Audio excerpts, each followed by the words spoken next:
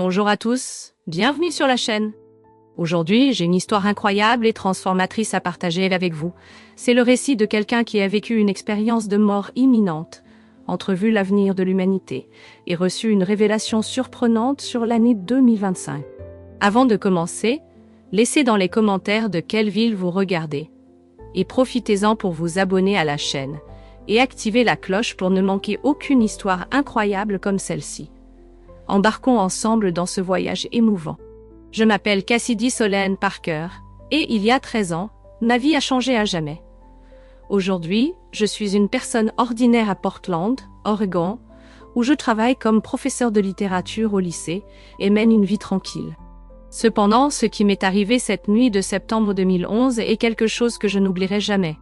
Je suis ici pour raconter une histoire qui m'a menée au bord de la mort, mais qui m'a aussi donné une nouvelle chance de vivre, d'aimer davantage, de pardonner davantage, et surtout, de croire que même dans les situations les plus sombres, il y a de la lumière. Si vous êtes prêts à écouter, je vais raconter ce qui s'est passé cette nuit fatidique, comment a été mon expérience de mort imminente, et comment cela a transformé ma vision du monde et de l'avenir.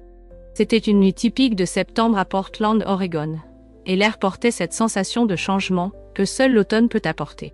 Je venais de quitter le travail, après une journée bien remplie à organiser la salle de classe pour un nouveau semestre. Et j'étais impatiente de retrouver de vieux amis de l'université. Ethan, mon petit ami, semblait encore plus enthousiaste que moi, alors que nous conduisions jusqu'au pub du centre-ville. « Tu penses que Mark va venir ?» ai-je demandé, ajustant ma veste sur le siège passager. « Bien sûr, il ne rate jamais une occasion d'être le centre de l'attention. » Ethan répondit en riant.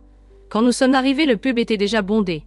C'était l'un de ces endroits classiques de Portland, avec des murs en briques apparentes, des lumières ambrées et une odeur inimitable de bois et de bière artisanale. Chaque table était occupée par des groupes de personnes discutant et riant fort. Dès notre entrée, nous avons été accueillis par des accolades chaleureuses et des salutations animées. Solène. Solène. Hé, Tan, vous êtes en retard? Cria Mark, levant un verre de bière tout en vacillant légèrement. Il était exactement comme je me le rappelais. Plein d'énergie. Avec un sourire large et contagieux. La soirée passa en un clin d'œil. Les souvenirs de l'époque universitaire se mêlaient à des toasts interminables, et je me laissais emporter par l'ambiance de nostalgie. À un moment donné, je remarquai que Mark était déjà plus qu'enjoué, mais il insistait toujours pour mener les conversations et faire rire tout le monde. Les gars, c'est une réunion ou un enterrement. Alors, mettons un peu d'ambiance ici, cria-t-il, déclenchant un nouveau chœur de rire. Vers minuit, le groupe commença à se disperser. Ethan me regarda, avec une expression tranquille mais fatiguée. Je pense qu'il est temps de partir. Demain, tu as cours tôt. J'acquiesçai. Saluons les quelques amis qui restaient encore. En sortant, l'air nocturne était glacial, et les rues de la ville étaient étonnamment calmes.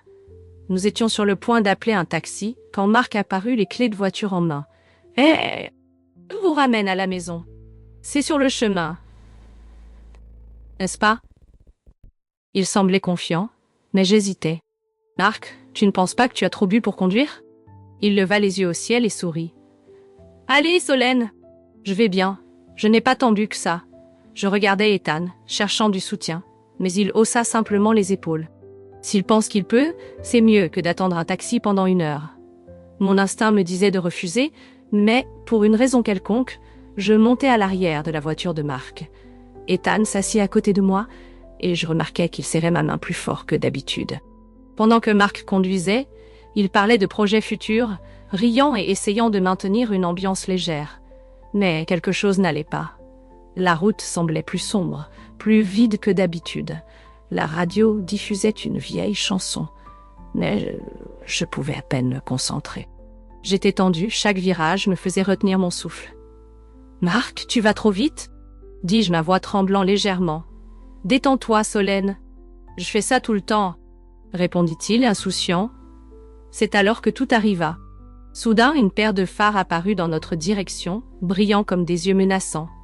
L'autre voiture arrivait trop vite, et je ressentis l'impact avant même d'entendre le bruit. Mon corps fut projeté contre la ceinture de sécurité, et le monde autour de moi se retourna. Le monde devint un flou de lumière et d'ombre. Le son de la collision fut assourdissant, un mélange de métal tordu, de verre brisé et de cris étouffés. Le choc m'a projeté contre la ceinture de sécurité, et l'air a été arraché de mes poumons comme si j'avais plongé dans des eaux glacées. Pendant un instant, tout est devenu silencieux. Ce n'était pas un silence réconfortant, mais un silence lourd, chargé de confusion et de peur.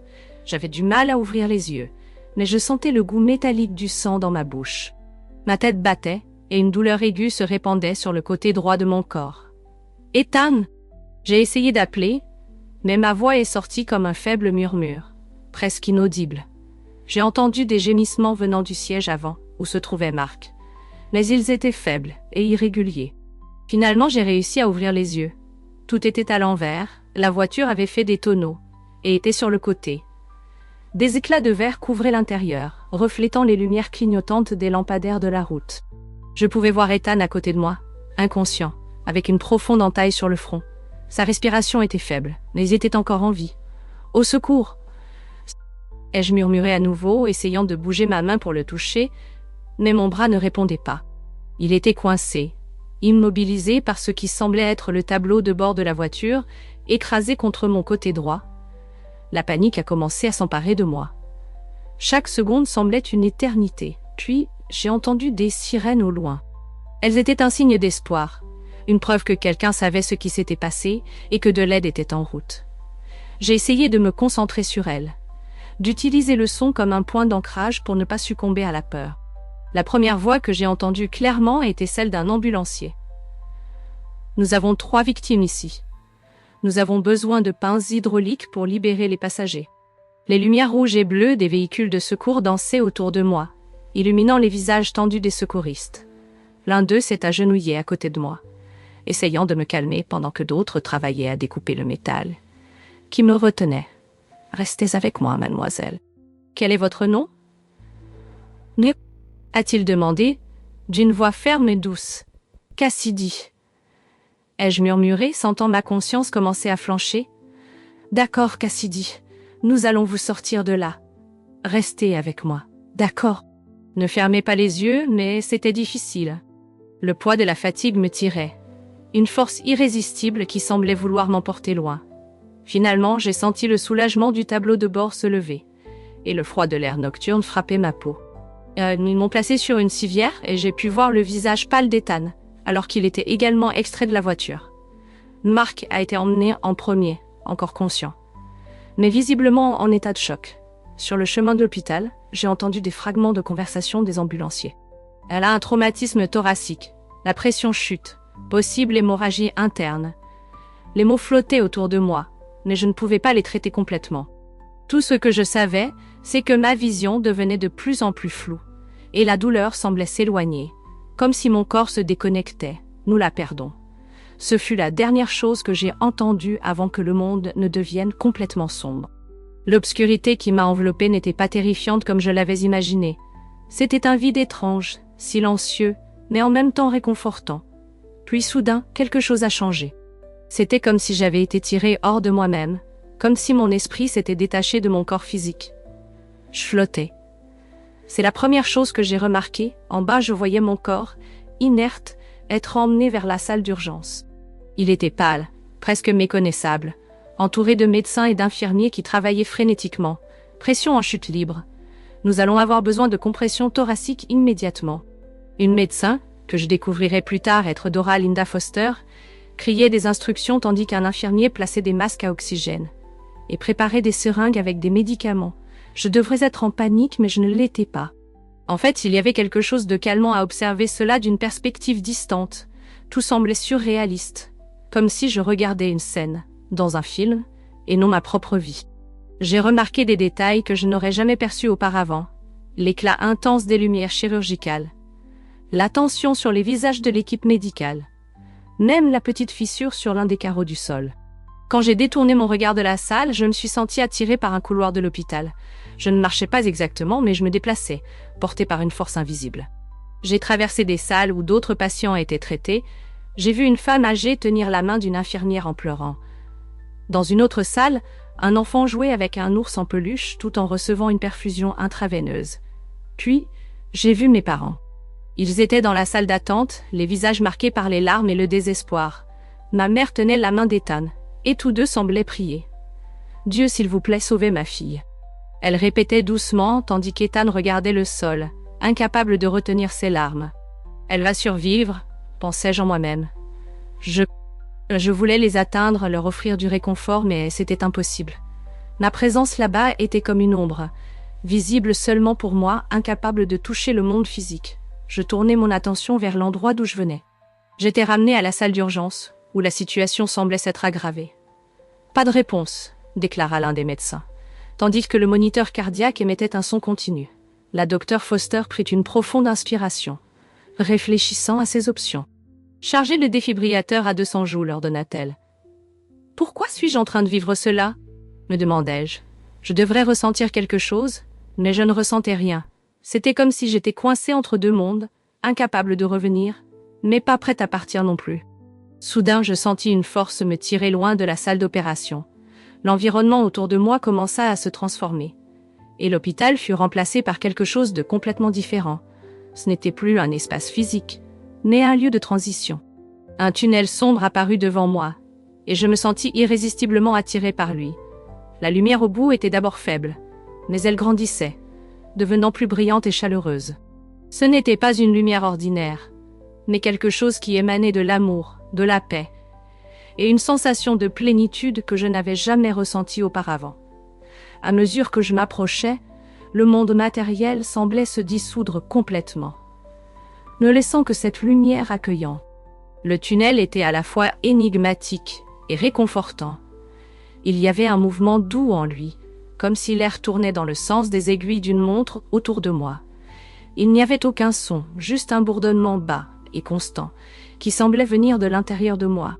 L'obscurité autour de moi n'était pas menaçante, mais dense, presque palpable, comme un manteau qui m'enveloppait. Alors que je flottais dans le tunnel, une sensation de tranquillité m'envahit.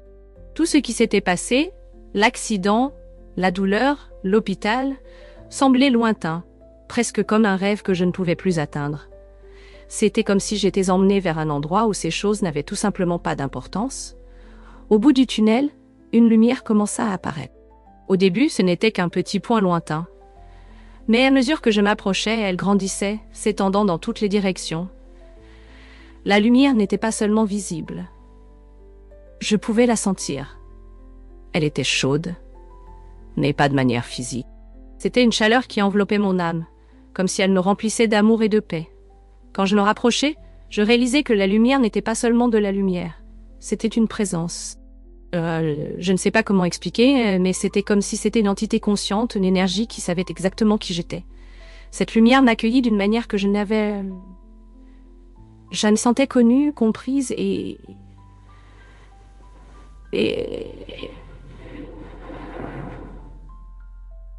Je me sentais connue, comprise et aimée de manière inconditionnelle. Soudain, je n'étais plus dans le tunnel. J'étais dans un endroit qui semblait ne pas avoir de forme physique, mais qui paraissait pourtant vaste et infini. La lumière était tout autour de moi, m'enveloppant comme une brume brillante. Il n'y avait pas de mots, mais je ressentais une communication directe. C'était comme si la lumière me parlait sans son, transmettant des sentiments et des pensées directement à ma conscience. « Tu es en sécurité ». Ce fut le premier message que je reçus. C'était une affirmation si puissante que des larmes commencèrent à couler sur ce que j'imaginais être mon visage. Bien que je n'ai pas de corps physique là-bas, alors que je m'habituais à cette nouvelle réalité, je sentis une autre présence s'approcher. Elle était différente de la lumière, mais tout aussi réconfortante. Une figure commença à prendre forme devant moi, comme s'il sonne devant son. Il semblait humain. Mais en même temps, il y avait quelque chose de céleste en lui. Son apparence était sereine, avec des yeux qui semblaient contenir toute la connaissance et la compassion de l'univers. Il ne parla pas, mais je savais qui il était. Et pourquoi il était là. Tu as des questions. C'était le sentiment qu'il transmettait. Et il avait raison. Mon esprit était inondé de questions. Où suis-je? Pourquoi suis-je ici? Que se passe-t-il maintenant? Avant que je puisse formuler une quelconque pensée, Nathaniel tendit la main, ou ce qui semblait être une main, et d'un simple geste, des images commencèrent à se former autour de moi. Ma vie commença à défiler devant moi, comme un film projeté dans l'air. C'était plus que simplement regarder. Je ressentais chaque moment, chaque émotion. Il me guida à travers des scènes de mon enfance, de mon adolescence et de ma vie adulte. Je revis des moments heureux et des triomphes, mais aussi des erreurs et des blessures que j'avais causées aux autres. Tout était montré avec une clarté brutale. Mais il n'y avait pas de jugement. C'était comme si j'étais invitée à apprendre, à comprendre les conséquences de mes actions. La lumière autour semblait s'intensifier à mesure que la révision de ma vie avançait, et je savais que j'étais préparée pour quelque chose de plus grand. Nathaniel restait à mes côtés, me guidant avec une patience infinie tandis que je plongeais plus profondément dans mon propre passé.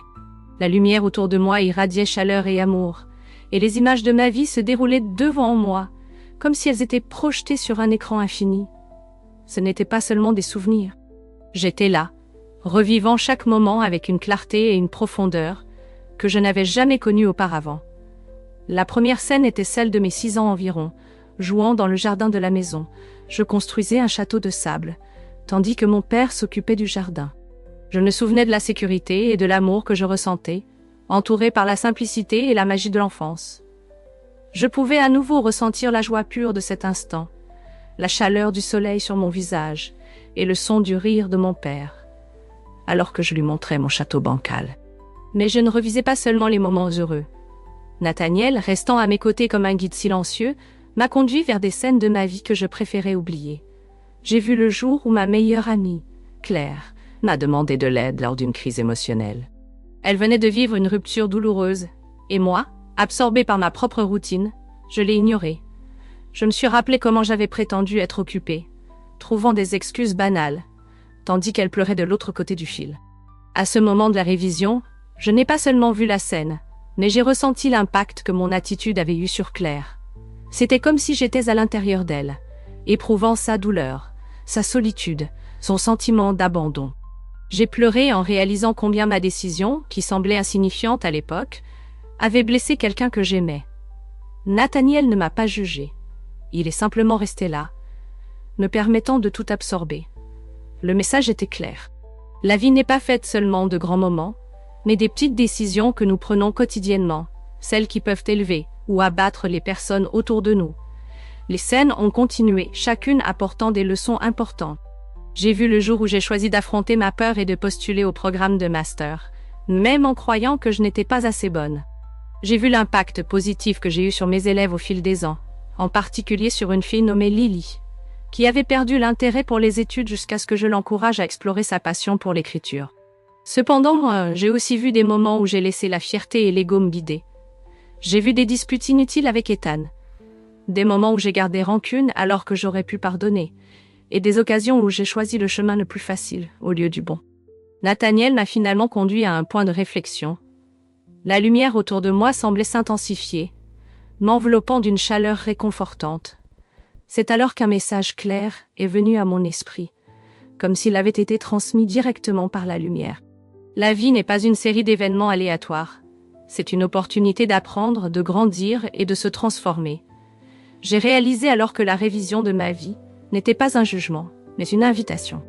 J'étais appelée à voir mes échecs et mes réussites avec honnêteté, à accepter qui j'étais, mais aussi à reconnaître qui je pourrais devenir. Quand la dernière image a disparu, je suis restée en silence, absorbant tout.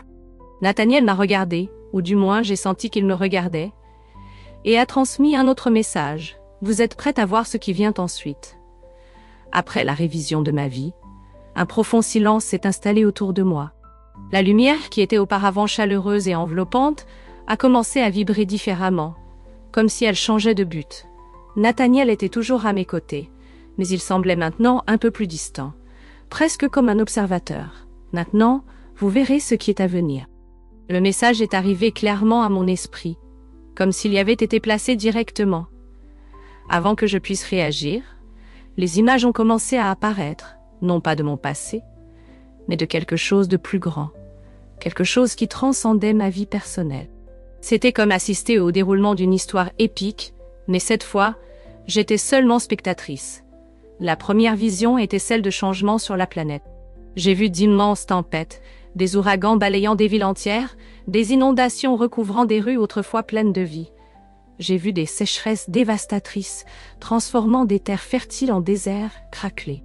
Les gens étaient désespérés, luttant pour l'eau, la nourriture et un abri. C'était comme si la nature elle-même essayait de se rééquilibrer. Mais le coup était immense. Mon cœur s'est serré en voyant ces scènes. Dans l'une d'elles, un père tenait ses enfants tandis que l'eau montait rapidement autour d'eux.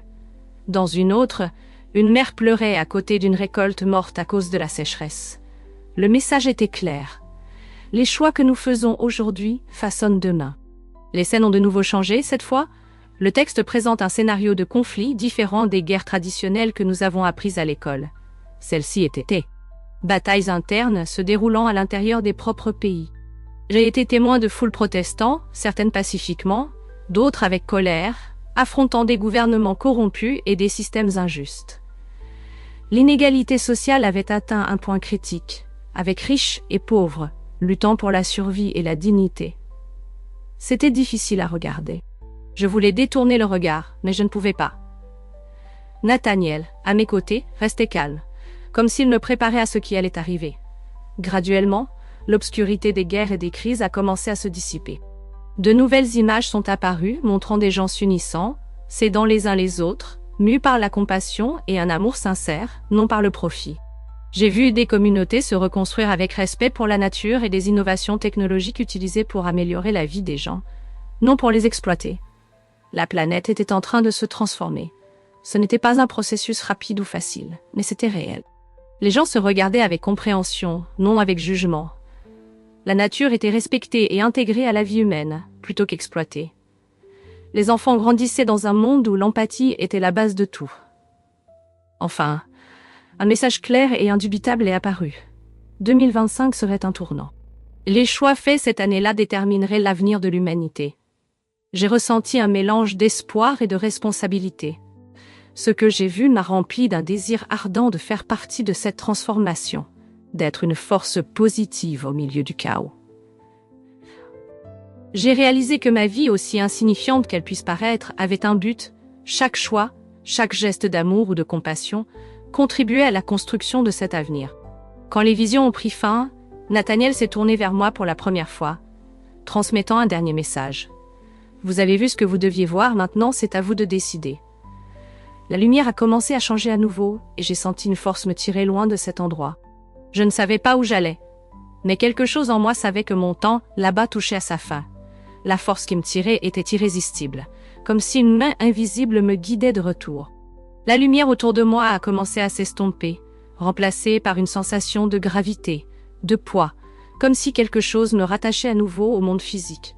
Ce n'était pas une transition abrupte, mais graduelle, comme le lent réveil d'un rêve profond.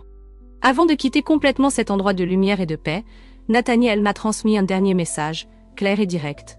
Vous avez encore des choses à accomplir. Votre voyage n'est pas terminé. J'ai ressenti une vague d'émotion en entendant ces mots. Soulagement, tristesse et, par-dessus tout, une étrange sensation de but. Je savais que revenir signifiait affronter à nouveau la douleur et les difficultés du monde matériel. Mais cela signifiait aussi avoir une nouvelle chance de vivre, de faire la différence. Soudain, j'ai entendu des sons. Au début, ce n'étaient que des murmures indistincts, mais ils sont vite devenus plus clairs. Le bip rythmé des machines, des voix étouffées et le son de pas précipités. C'était comme si je remontais lentement à la surface après avoir été sous l'eau. La première chose que j'ai ressentie en me réveillant était la douleur. Une douleur lancinante et insupportable qui parcourait tout mon corps. Mes poumons brûlaient, comme s'ils avaient oublié comment respirer. Et chaque muscle semblait être pris dans une lutte contre lui-même. Ma vision était floue, mais j'ai pu distinguer des formes autour de moi. Médecins, infirmières, lumière brillante et visage inquiet. Elle réagit, ai-je entendu une voix masculine dire avec urgence, pression stabilisée. Mais elle est encore faible. Continuez à surveiller, je voulais parler, dire que j'étais là. Mais les mots ne sortaient pas. Ma bouche était sèche, et mon esprit semblait être un enchevêtrement de pensées confuses. Malgré cela, il y avait une chose dont j'étais absolument certaine. J'étais revenue. Contre toute attente, j'étais vivante. Ma récupération dans les heures suivantes était floue. Je me souviens d'avoir été emmenée dans une unité de soins intensifs, connectée à une multitude de tubes et de machines. Le temps semblait distordu. Les secondes s'étiraient comme des heures, mais en même temps tout passait trop vite pour que je comprenne. C'est le lendemain matin que j'ai finalement ouvert complètement les yeux. La douce lumière du soleil entrait par la fenêtre et la chambre était silencieuse, à l'exception du son des machines à mes côtés. Quand j'ai tourné légèrement la tête, j'ai vu Ethan assis sur une chaise à côté du lit. Il était pâle, avec de profondes cernes, et tenait ma main comme si c'était la dernière chose qui le maintenait ancré. « Cassidy, dit-il, la voix tremblante. Des larmes ont commencé à couler sur son visage. « Tu es revenu.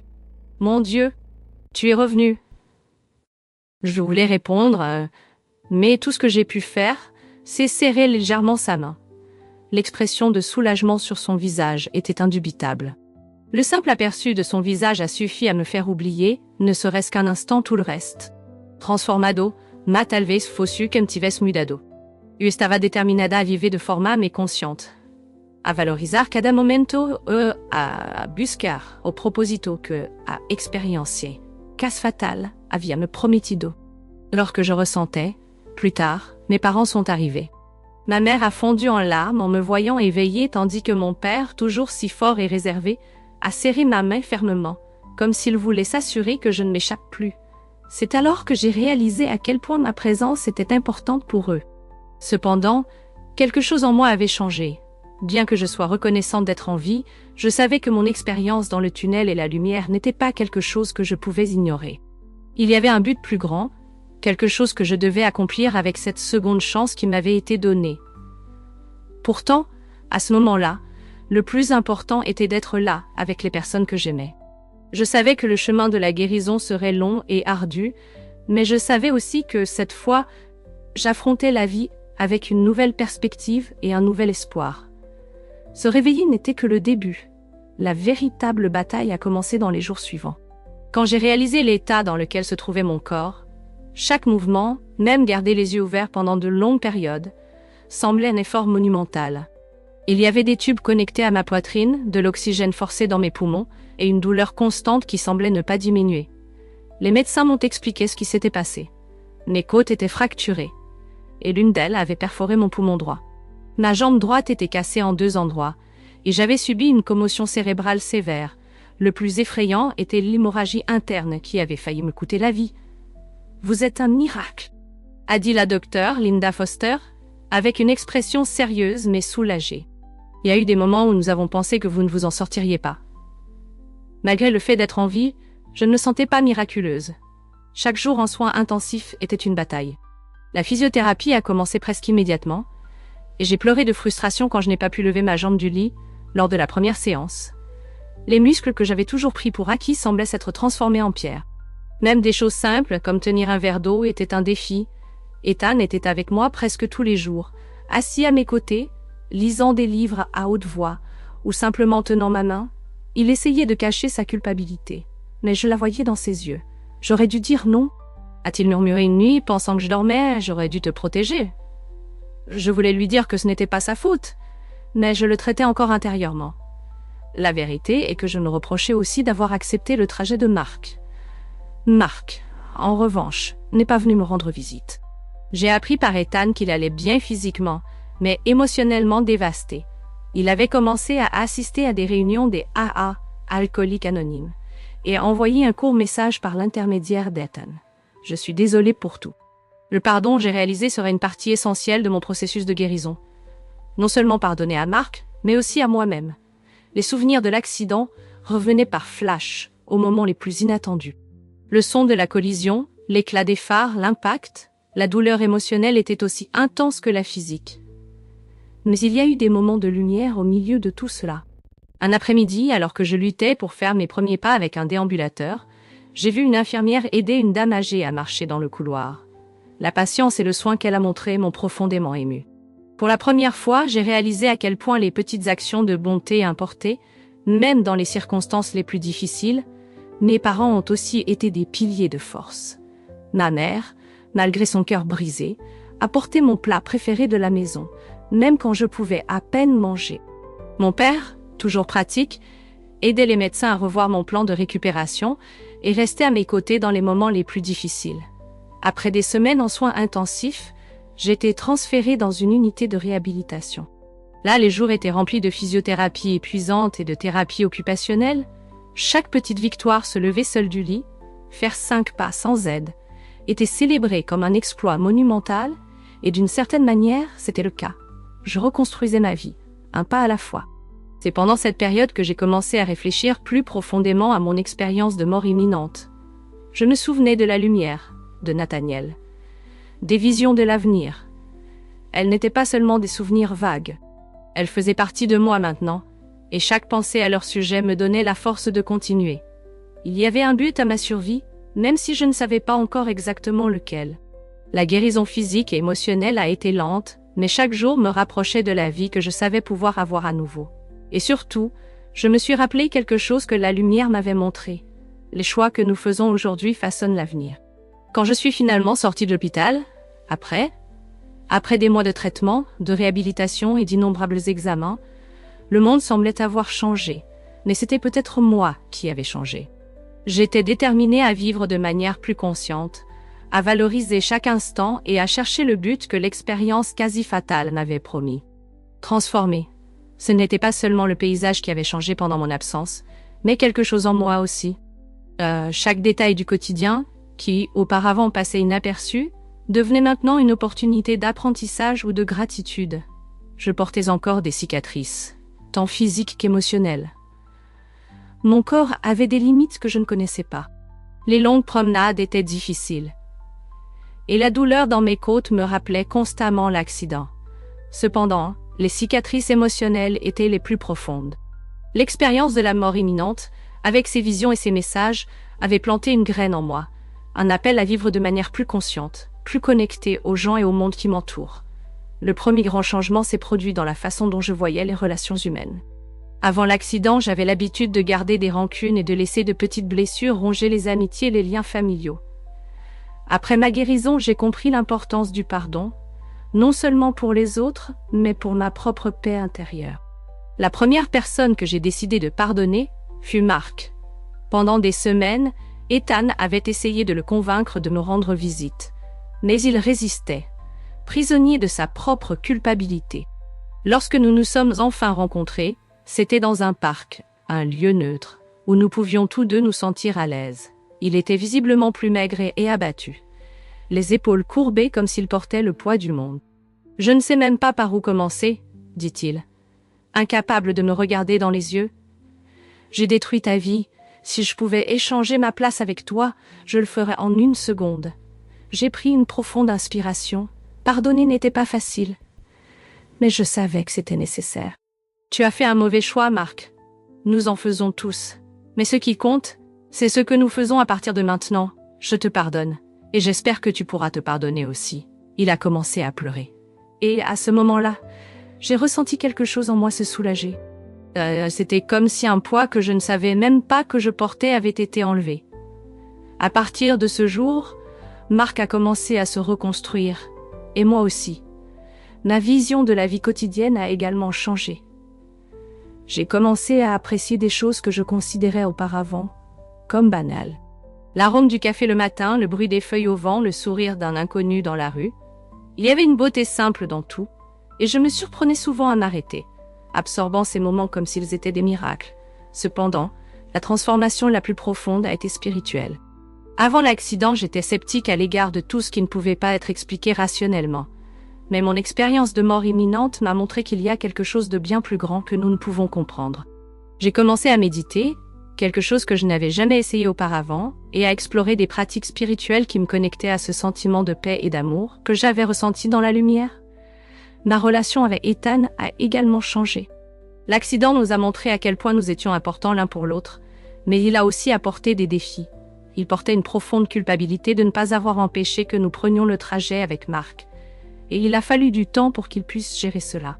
La thérapie a été essentielle, tant pour lui que pour moi, et nous avons lentement reconstruit notre confiance et notre complicité. Avec le temps, j'ai aussi commencé à réfléchir aux visions du futur que j'avais eues. Les images de désastres et de conflits ne quittaient pas mon esprit. Mais le message final d'espoir, d'union et de transformation me donnait de la force. Je savais que, d'une manière ou d'une autre, je devais être une petite partie de ce futur meilleur. Dans un de mes moments de réflexion, les mots de Nathaniel ont résonné dans mon esprit. Les choix que nous faisons aujourd'hui façonnent l'avenir. J'ai décidé de faire des choix différents. J'ai choisi d'être plus gentille, plus compatissante et plus intentionnelle dans chaque action, sachant que chaque petit geste pouvait créer un impact point. Au fur et à mesure que les mois se transformaient en années après l'accident, ma vie a lentement commencé à prendre une nouvelle forme.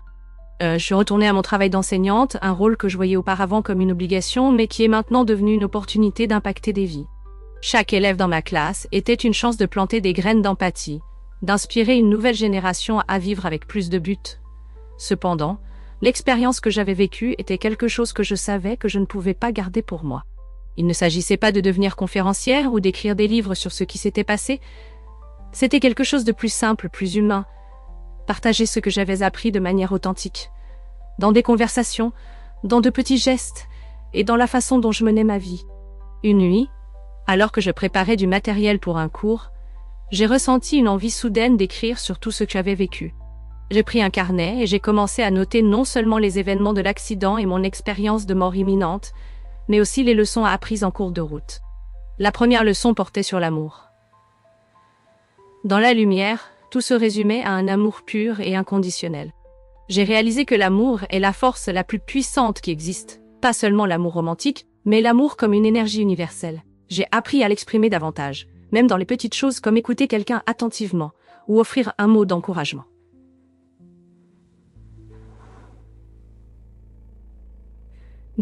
La deuxième leçon concernait l'empathie. Pendant ma révision de vie, j'ai perçu l'impact de chaque action, bonne ou mauvaise. Chaque choix que j'ai fait n'a pas seulement façonné ma vie, mais a également affecté ceux qui m'entouraient. Depuis lors, j'ai commencé à vivre avec l'intention de causer le moins de tort possible et d'aider chaque fois que je le pouvais.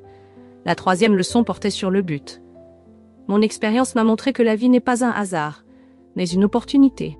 Chacun de nous est ici pour grandir, apprendre et contribuer à quelque chose de plus grand.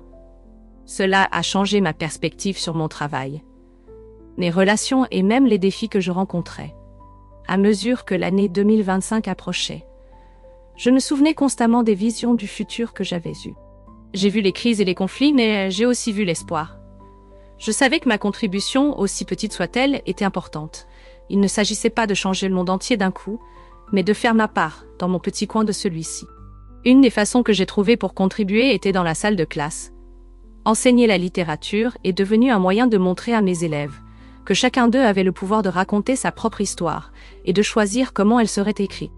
J'ai également commencé à m'impliquer dans de petits projets communautaires, à aider dans des banques alimentaires, à planter des arbres avec des groupes locaux, ou simplement être présent, pour écouter quelqu'un qui avait besoin de se confier. Mes conversations avec Ethan sont devenues une source constante d'inspiration. Lui aussi, transformé par l'accident, a décidé de changer de carrière, quittant le monde de l'entreprise pour travailler dans une ONG qui fournissait des ressources aux personnes en situation de vulnérabilité. Si nous devons vivre, que ce soit pour quelque chose qui compte, m'a-t-il dit un jour, j'ai acquiescé avec un sourire, sachant exactement ce qu'il voulait dire.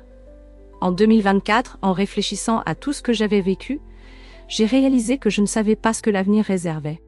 Mais il y avait une certitude inébranlable en moi. L'avenir était un endroit qui pouvait encore être façonné.